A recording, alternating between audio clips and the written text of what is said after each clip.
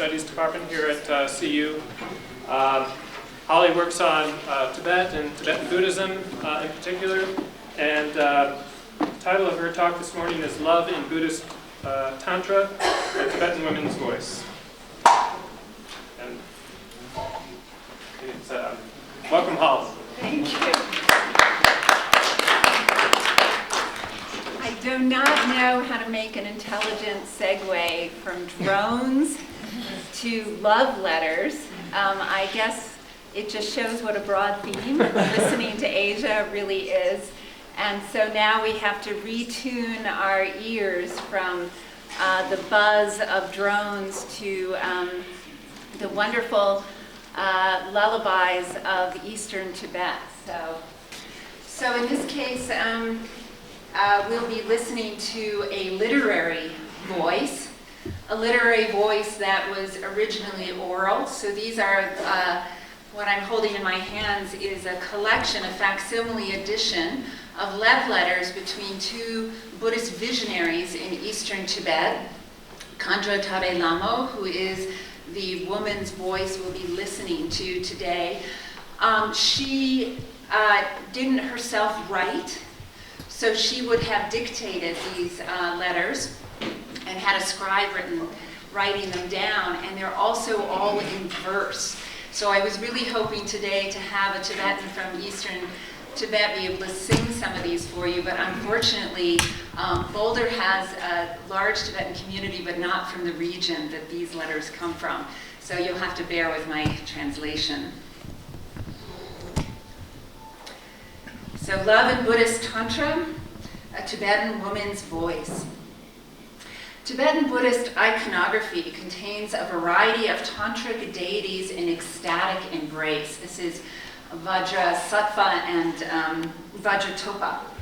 These are known as yabyum.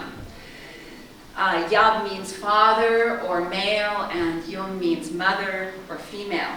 Even though images of this kind are commonplace in Tibet, it's rare to encounter an actual Buddhist tantric couple on teaching thrones side by side. How many such cases have been recorded in Tibetan history? Very few so far as we know. One contemporary example provides a striking account of how the ideal of the yabyum can take shape in human form and lived experience. It all started in a series of love letters exchanged secretly in the wake of the Cultural Revolution. At that time, travel was restricted in Tibetan areas. The journey between the future couple took 2 days by horseback on rugged terrain. So their letters were batched and sent sporadically by private messenger during their courtship, which lasted more than a year. So the authors, Khandro Tare Lhamo and Namtrul Jigme Phuntsok, were among a handful of Buddhist masters who survived the previous 2 decades in the Tibetan region of Golok. These decades had witnessed the forcible incorporation of Tibetan areas into the People's Republic of China and the socialist transformation of the late 1950s. At that time, many Buddhist masters fled into exile or died in prison. Religious practice was banned, and during the Cultural Revolution, thousands of Buddhist monasteries in Tibetan areas were damaged or destroyed, along with their sacred texts and relics. Through their correspondence, Tare Lhamo and her future husband developed a shared mission to restore the Buddhist teachings in Golok and also exchange vibrant expressions of affection and longing. The letters contain a fascinating mix of prophecies that link the authors to early Tibetan history and the lore of the 8th century Indian tantric master Padmasambhava, as well as folksy ditties addressed to the beloved, Sedon. No other collection of Tibetan love letters of this nature is so far known. Their courtship, however, was far from the familiar tantric tryst between a siddha and low-caste girl as depicted in tantric lore from India. This archetype is sometimes replicated in Tibetan biographies. For example, the famous exploits of the wandering yogin Drukpa Kunle depict him singing seductively at the windows of village maidens. An alternative version of the tantric couple is a commonplace practice among high-ranking Nyingma lamas who live with a lifelong consort. In that case, a Nyingma master seeks out a consort to further his realization and increase his lifespan, whereas in this case, a Tibetan woman took the lead. Khandro Tare Lhamo initiated their courtship in 1978. At the time of her first letter, she was hardly a village maiden. At 40 years old, she was revered by her local community, having served as a beacon of hope during the devastation of the previous 2 decades. While spared imprisonment during the 1960s and 70s, Tare Lhamo was consigned to manual labor and lost her 3 brothers, her first husband, and her only son. All but her son died in prison. Yet in tales from that time, she is credited with wondrous feats, such as preventing a massive rock slide with a simple gesture of her hand, and miraculously feeding her work unit during famine. At great personal risk, she had secretly conducted religious services on behalf of others, including divinations and the transference of consciousness for the dead. Local people prayed to her from prison and supplicated her when they lost a herd of yak on the grasslands.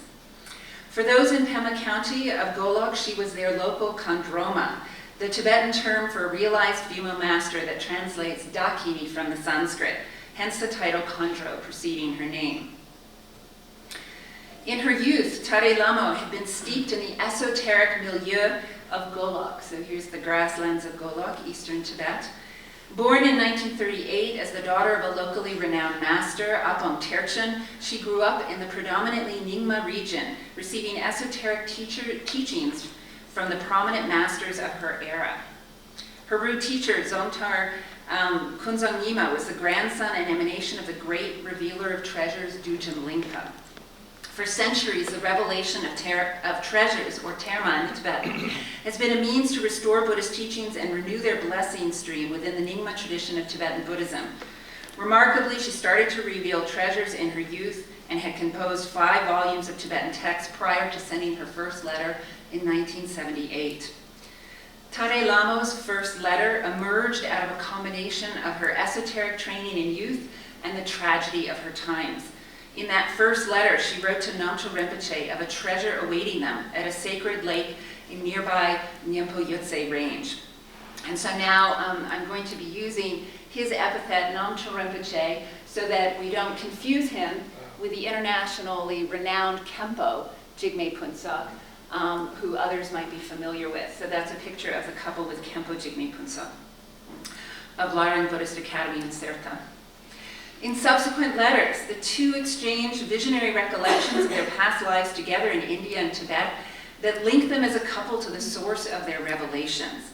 Yet Tare Lhamo also articulates the ordinary longings of a woman, confessing to pine for her beloved 100 times a day and promising her unwavering affection in this life and the next.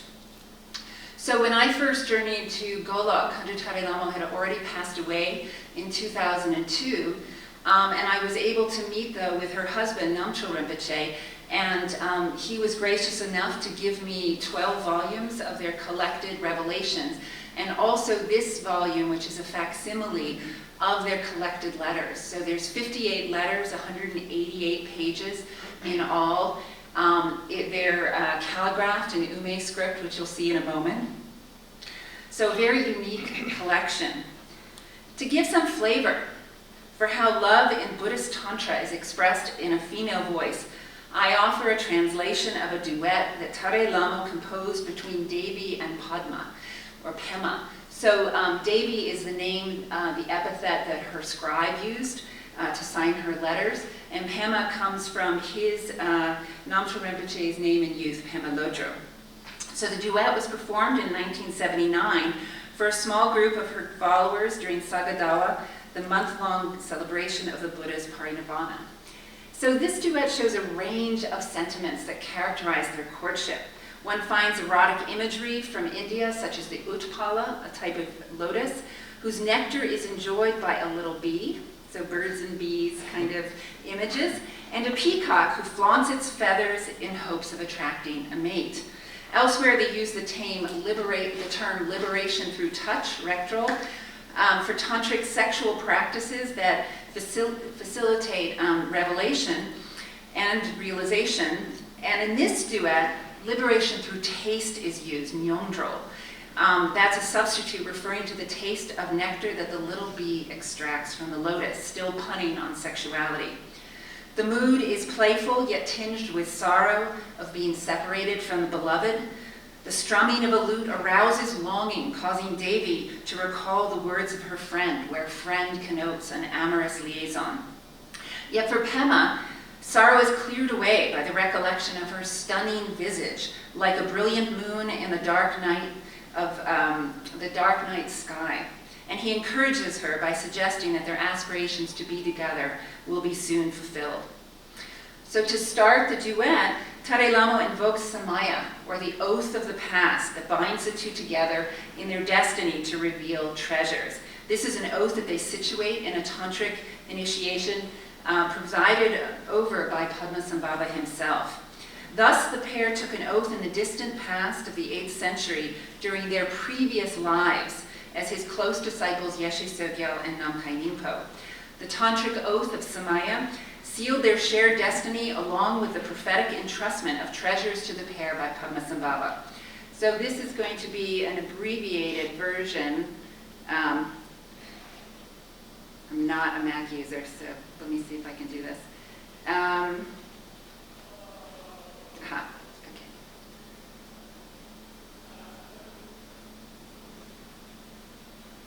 So for those who'd like to follow along on the Tibetan, I'll try to scroll. It starts right here. This is the beginning of the letter. So on the 5th day of Sagadawa in the Earth Sheep Year, Devi, these congenial etchings in my mind, as if engraved on the stone of egolessness, cannot be altered even in death. It is Samaya, the oath of the past. In a splendid garden of earthen meadow and exquisite utpala blossoms, its allotment for the little bee to enjoy, as an elixir for remembrance that liberates through taste.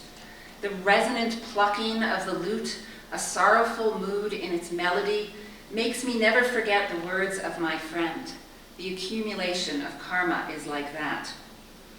In reply, Pema, youthful friend, like a conch-colored moon, traversing space along the constellations, your radiance clears away murky sorrow.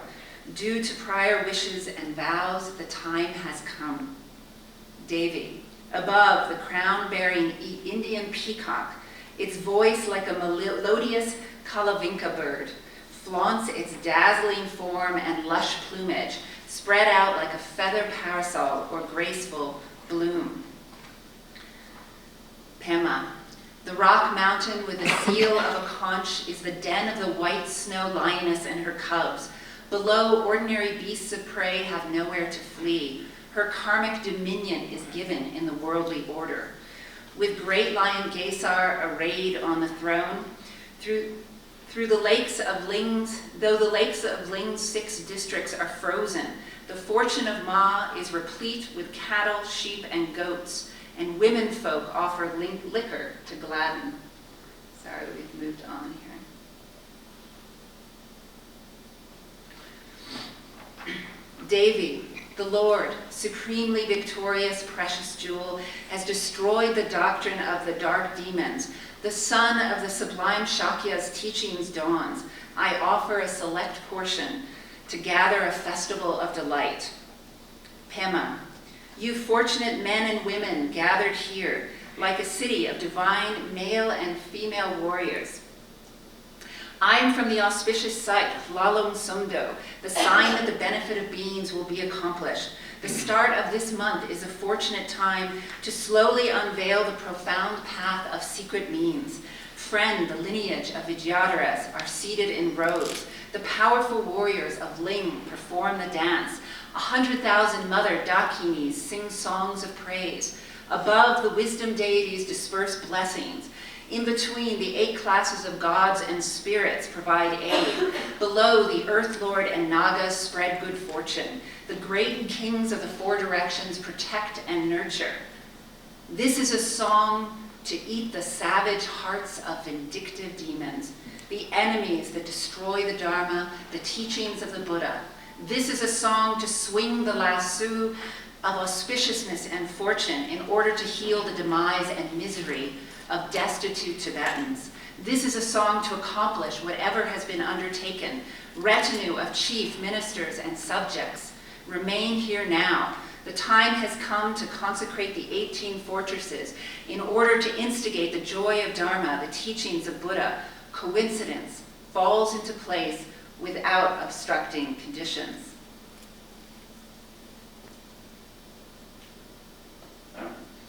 From now until attaining awakening, in order to forge the happiness of the 6 classes of beings and for the Dharma, the teachings of the Buddha, not to disappear, carry the burden of benefiting others at risk of one's life and don the armor of exertion to generate bodhicitta. Eventually, may I guide all mother sentient beings to the self-arising citadel of Zandok Palri in the presence of the king and protector Padmasambhava, gathering the assemblage into one, never to part ways. As a result of this aspiration in song and verse, may the intentions of the sublime Lama be accomplished. May the might of ancestral leaders increase. May the women folk be adorned with merit. May auspiciousness fulfill intentions that accord with Dharma. And this was spoken at the grove of Tashi Latang Norbu to a gathering of followers enjoying the glories of an ocean of delight. So although this duet portrays a sense of optimism and good fortune, the devastation of the recent past is implicitly referenced by demonic forces and enemies that destroy the Dharma.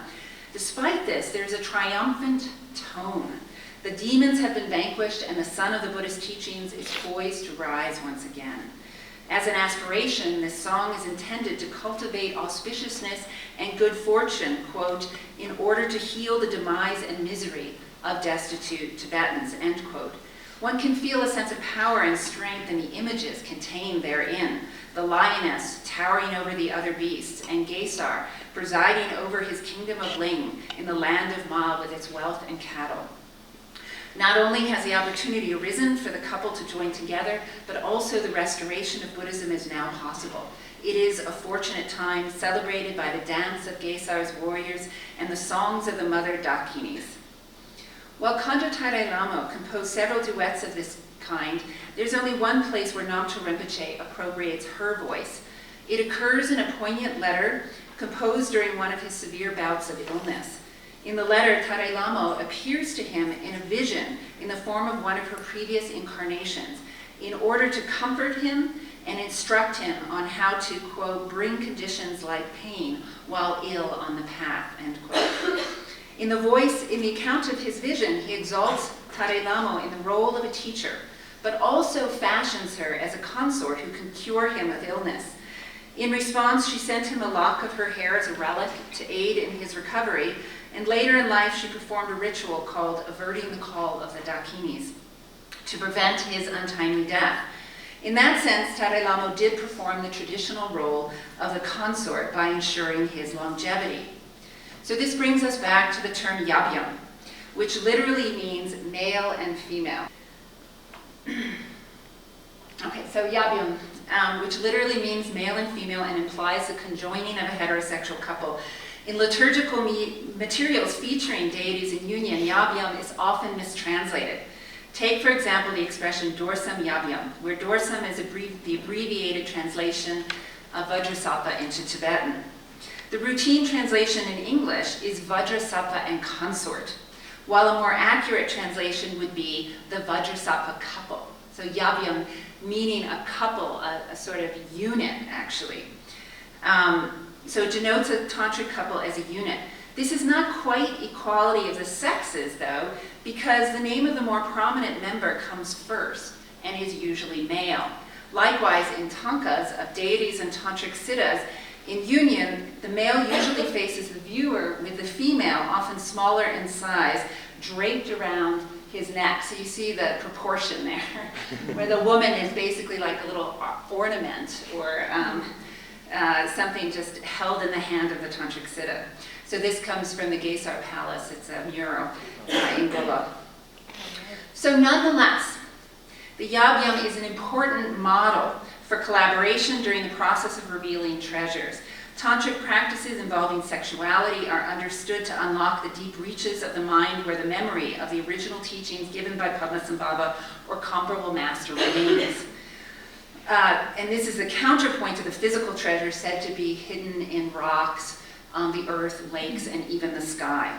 So only a few masters are credited with revealing treasures without the aid of a consort, such as Jatsen Nyingpo in the 17th century or Khenpo Jigme Phuntsok today. So who is the consort of whom?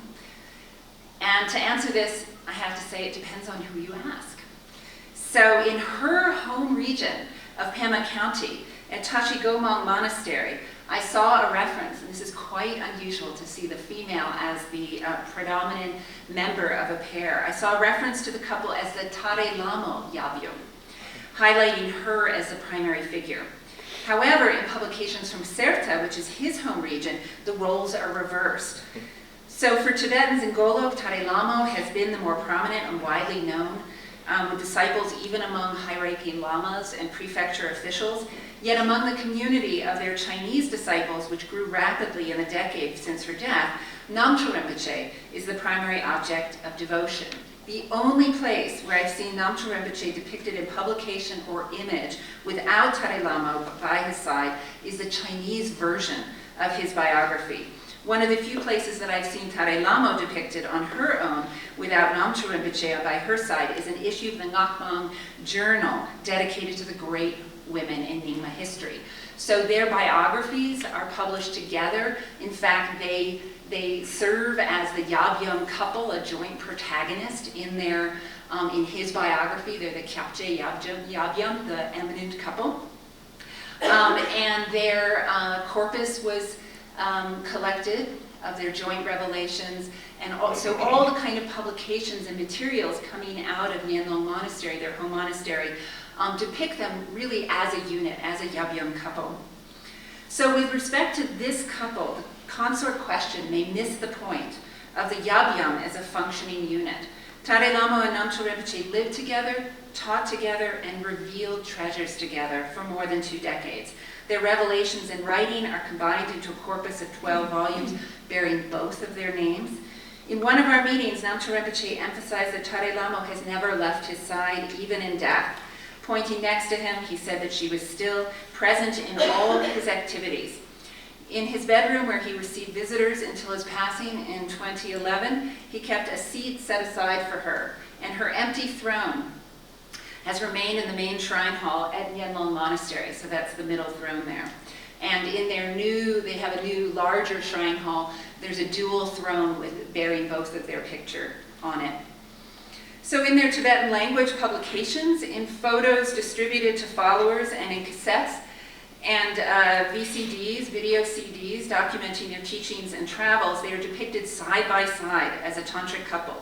Their inseparability across lifetimes is also a major theme in the Correspondence. Echoing this in her last testament, Tare Lhamo stated that the continuing source of her benefit existed in the activities of Namtrul Rinpoche by virtue of, quote, not being separated even for a moment from my eternal precious friend until attaining awakening. Based on the shared mission and mutual affection generated in their correspondence, in 1980, Tare Lhamo left her homeland for Serta. There, she and Namtrul Rinpoche rebuilt Nyenlong Monastery and gathered a regional following. Throughout the 1980s and 90s, the couple taught side by side on large thrones, to large assemblies throughout Golok, the ideal of the yabyum in human form, and played a significant role in the restoration of Buddhism in the region. And I just want to show a video clip just to see that in action. Let's see if I can find it. So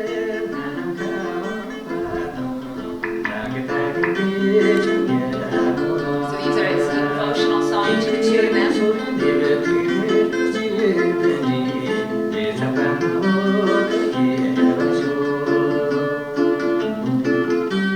It's a very rare sight to see a teaching couple, teaching Tibetan couple.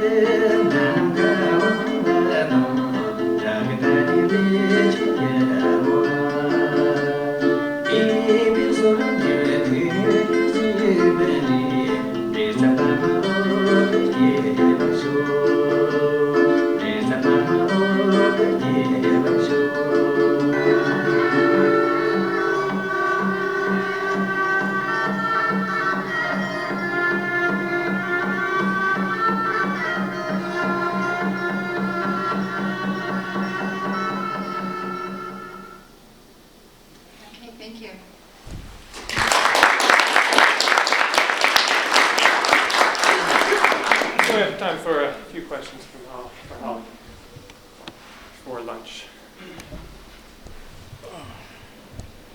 Yeah. What inspired you to do this research? Great question. So I had encountered Khandro Tare Lhamo's Namtar, or biography, actually in a class at Harvard with Janet Gyatso, and we were reading biographies of Tibetan women, and we started on this biography, and it turned out the first half of her biography, which we read in class, was not her biography, but the biography of her predecessor, Sarah Khandro, which is embedded in her biography. And so I only figured this out subsequently, and then I started on her biography proper by myself, and then continued through his biography, which actually contains their teaching career. So her biography is divided in different sources. And then in 2004, I went to Golok, and I did that in order to get their collected writings. And the TBRC then in New York actually didn't have a full collection, so they had pieces. So I thought I'll do that while I'm over there and meet Namtrul Rinpoche and see what kind of connection there is. And then he described to me this collection of love letters and described, how they exchanged them secretly across borders. And then he gave this to me. And as soon as I had this in my hand, I thought, this is a dissertation. Because we don't have anything like it in Tibetan literature that we know of yet. And also this idea of a terchen couple where both members of the couple receive credit for the revelations. You see, usually it's a male terchen and a female consort, and that she's not included, as a co-author in any way. And what's unique about this couple is that they each, equally participated in the revelation process. Namtrul Rinpoche told me that sometimes he would discover the seed syllable and she would help him decode it, or sometimes she would discover the seed syllable and then he would help her decode it.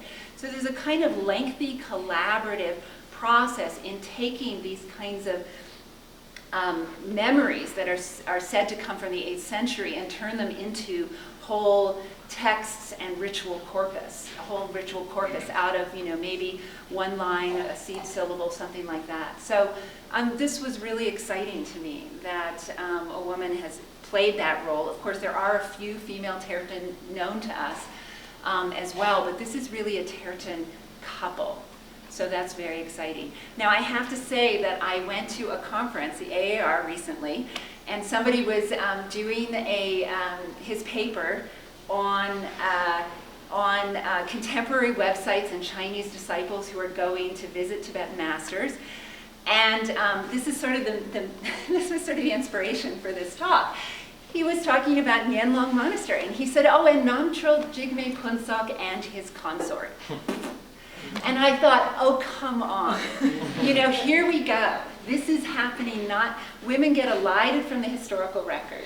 First of all, through kind of what Rita Gross has called androcentric record keeping within the tradition. But then we scholars also make this mistake. We have certain assumptions that now place her as merely a consort when she, in Golok, is considered the primary figure. So, yeah. I guess, do you think that this couple is partly, a teaching couple like this is partly from the influence of modernity, or do you think it was something that happened in Tibetan history but was, like you just said, like kind of erased from the historical record? That's a great question. We do have at least one other mention of a terchen yabyum, so a terchen couple who taught side by side. And this is a group in the 19th century. It was Bun Terchen, Dechen Shiki Wangmo, and Sangak Lingpa was her consort. So there are historical examples. How many? It's hard to say. I would say the reason for Khandro Tare Lhamo's prominence is an accident of history and has to do with modernity, simply because the main religious figures of her era, who were male, were put in prison and died. And so it was really up to these kind of second-tier religious figures. Women, very prominent role today, and also Khenpos, what you could think of as the rise of the Khenpo. There are many Khenpos today in Tibetan areas or in recent times who were promoted to the status of Lama, including Khenpo Jigme Phuntsok. They may not have played as active a role were the top-tier religious figures not wiped out. in the late 50s and early 60s. So let's take one there and then here. Yeah. Yeah, I'm just wondering, were the treasures that they were manifesting more like inspiring foresight into the fate of the Tibetan people, or the physical entities? Yeah, they're physical entities. I mean, I've seen them. I should have included a picture here. Sometimes rocks with like a little seed syllable on them, and then turned into whole ritual cycles. There are some prophecies, and those prophecies are like what I read. But otherwise, they're kind of standard, if you will, Tibetan rituals to Vajrasattva, Vajra Yogini, Yeshe Sogyo. Actually, a high degree of female deities present. Yes. Well, since they were originally from two different geographical areas, Yes. when they were together as a couple, where did they live? Yeah, good question. So this is one of the interesting gender dynamics. There was you can tell sort of in the background of their letters and negotiation who's going to move where. She gave up her official seat at her father's monastery, Tsimda Gompa, and moved to his region, and there they revived Nyenlong Monastery, which had been quite a small hermitage, and they made it into a very big monastery. So in that sense too, she actually took, in a sense, that lower seat to come to his homeland and his home monastery to help him rebuild it. And yet the two of them continued to be sort of teaching, hold that teaching seat at her father's monastery. Yeah. Actually, I see the sort of the image is really of Shiv and Parvati, or Shiv and Shakti, because this is what it is. I think Buddhists might say Chakra-Sambhara and Vajrayogini, but that's okay, or Samanta Vajra and Samanta Vajri. Go ahead, come I back. just have a quick comment about the designation that you use in the beginning. Yeah, Yagum. Yes. So it's usually for like couples, but also From it's parents. a designation for parents. That's father right. and mother. That's right. So In fact, it can be very confusing because in colloquial usage, we're very used to in the West, with Buddhism coming to the West, thinking of Yagyum in this tantric sense. And you even use the term sangyum, which is the epithet for a consort. And actually in Tibet, most people are used to using yab and yum for parents, so sometimes it can cause some confusion. They're not used to tantric terminology Let's have necessarily. just one last question. Okay, Tim. So you were talking just now about the illusion of women from these records. Did you say when you were that the Chinese accounts also emphasized his centrality? But that's completely a result of her passing away and him gathering this kind of huge Chinese group of disciples, and the kind of way that those patrons have helped Tibetans since the late 90s, rebuild monasteries. So yes, there's a Chinese translation of his biography that features, the biography still features both of them, and they're pictures of her inside, but it's striking that it's the only place where you see a picture of him alone in any of their publications. So he went on a 2004 pilgrimage 2 years after she died, and the whole thing was filmed, and she's not there, but she's on the cover with him still. And that's very important for Tibetans, that they're identified and recognizable as this couple. And do the Chinese have an interest in portraying it one way or the other, or it's just a translation of what was? I think that's more of an accident than something deliberate, actually. But interestingly enough, he shares the same name as Jigme Phuntsok of Larang Buddhist Academy, and I think Chinese disciples will say, oh, there are 3 Jigme Phunsoks. There's a doctor in Amdo, and then there's Jigme Phuntsok of Larang Buddhist Academy, and then there's Jigme Phuntsok of Nyenlong Monastery. And I think the accident of their similar names is actually what has, initially drew so many disciples to him. Same location, same name. Yeah. Good.